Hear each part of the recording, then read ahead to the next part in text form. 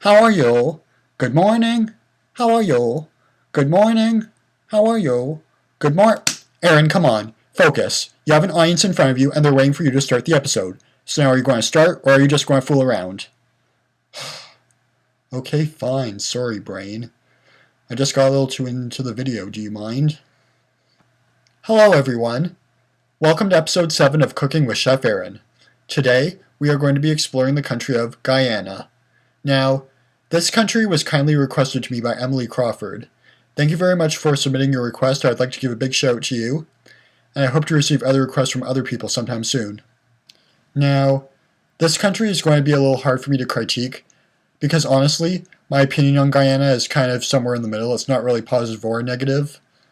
And the reason why it's going to be so hard to critique is because there are actually a lot of countries that are kind of similar to Guyana in terms of like landscape, in terms of vegetation. One of the countries being Guatemala, only Guatemala is one of the countries that I really find interesting, and I will explain why in full detail.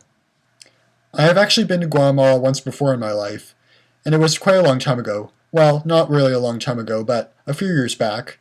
I was on a cruise ship, and one of the places we stopped at was a place in Guatemala, and there are a bunch of marionette shops, kind of similar to what you would see in Mexico.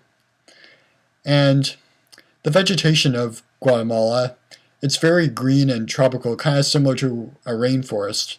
I know Guyana kind of has that feel to it as well, that sort of rainforesty South American feel to it, but I don't think it really does it quite as well as Guatemala, and I'll explain why by putting up a few photo comparisons of both Guatemala and Guyana. Alright, so as you can see, I have two photos pulled up on my monitor. The first one being of Guatemala, and the other one being of Guyana. Now personally, I think Guatemala is a better country because it has sort of a more deserty sort of rainforest feel, whereas Guyana, on the other hand, it looks sort of like more, I guess you could say, on the muddy and wet side, which is very close to Brazil. Guyana kind of gives off the impression that it's transitioning sort of into Brazil. And I'll be honest with you, I'm not the biggest fan of the country of Brazil, because Brazil itself is just extremely muddy. Most of the country consists of like puddles of mud, which is why I'm not very fond of it. The palm trees are actually very soggy as well. And Guyana itself is a bit muddy, but it's not really that bad. I mean, I guess it's okay. I guess I kind of like that it's a little tropical and rainforesty, but I don't know, it's kind of hard to describe in words, but let's move on. So anyway, Guatemala is very interesting because it's very close to Mexico, and like I said before, it has a very deserty sort of feel to it. And because I like the desert scenery of Mexico and everything like that, I think it's safe to say that Guatemala wins by quite a long shot. So now let's take a look at these two images. As you can see, I have now pulled up two urban shots. Now, personally, again, I prefer Guatemala over Guyana, and the reason is because, well, the buildings are very colorful. As you can see in the picture on the left, it consists of a bunch of rainbow colors, whereas with Guyana, it's not really all that colorful, and as you can see on the right-hand side, it looks very, very wet, and there's really not a whole lot of, variety. There's not really a whole lot of sunlight. It's not really giving off like a sort of like a happy, like a sunshine sort of feel to it.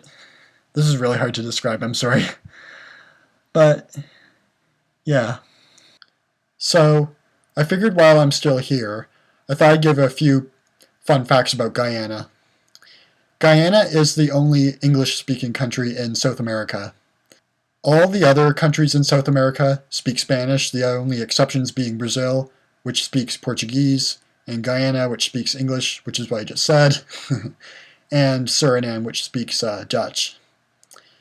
So, overall, I would say that I would have to give the country of Guyana a C-. This is a new feature I'm having on Cooking with Chef Aaron. I'm going to start giving countries that I review and critique letter grades now.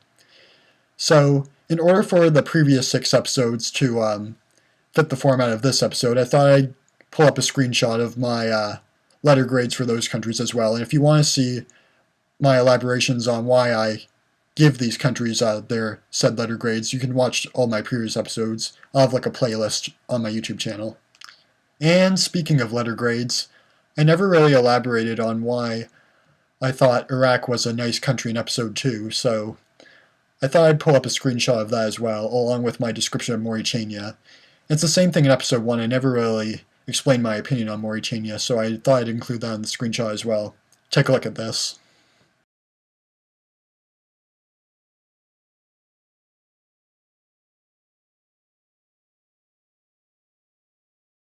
Okay, so at this point I don't think there's really much else to say about Guyana, so I figured, without further ado, we should head down to my kitchen, and I'll show you how to make the Kitchri. So let's get started.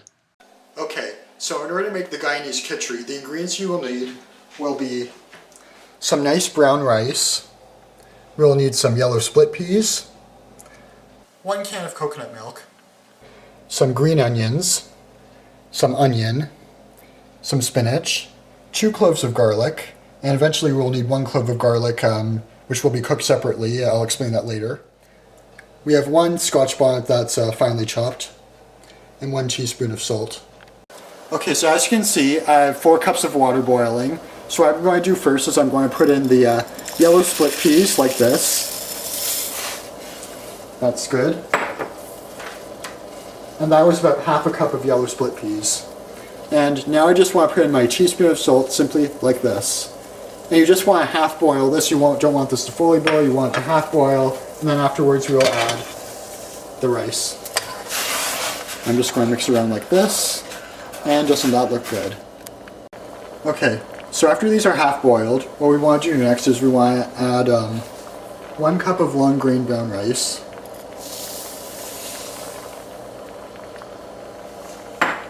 Okay, now I'm just going to mix this all in.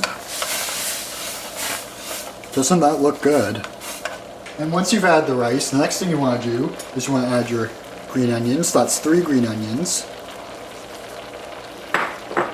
Half of a white onion. Get this all out. We have our 2 cloves of garlic. And we have our Scotch pepper. Okay, so 10 minutes after adding the rice, what you want to do now is you want to add your can of coconut milk to the mixture like this.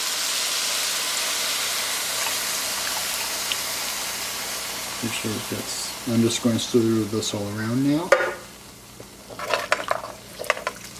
Okay, and after this boils, we will add our spinach. Okay, so once your coconut milk starts to boil, what you want to do now is you want to add your spinach. And we're just going to mix this in. And there is one final step to this process, and I will explain in the next step. So I'm just going to take my little spoon, and I'm just going to stir it around and mix it all in. This is really starting to look colorful, isn't it? Okay, so while our Kitchri mixture is heating up, what we're going to do is we're going to take 2 tablespoons of cooking oil, and we're just going to put this in the pan like this. So now what I'm going to do now is I'm going to put it on a burner beside the Kitchri, and we're just going to let this heat up for a bit. And once this heats up, we're going to add our garlic into this pan. Okay, now I'm going to add my garlic like this. And once this heats up, we're going to add this to the Kitchri mixture, as you can see over there. Doesn't it look nice? Okay, so now once this has heated up for a couple of seconds, The next thing you want to do is you want to add this to the Kitchri mixture, like this.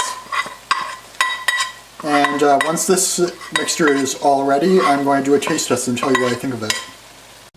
Okay, now it's taste time.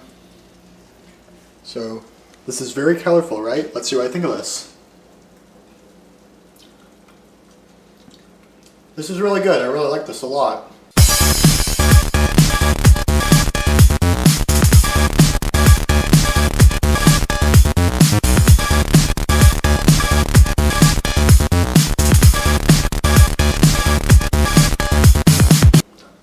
And now I'm going to show you what the finished product looks like on your plate.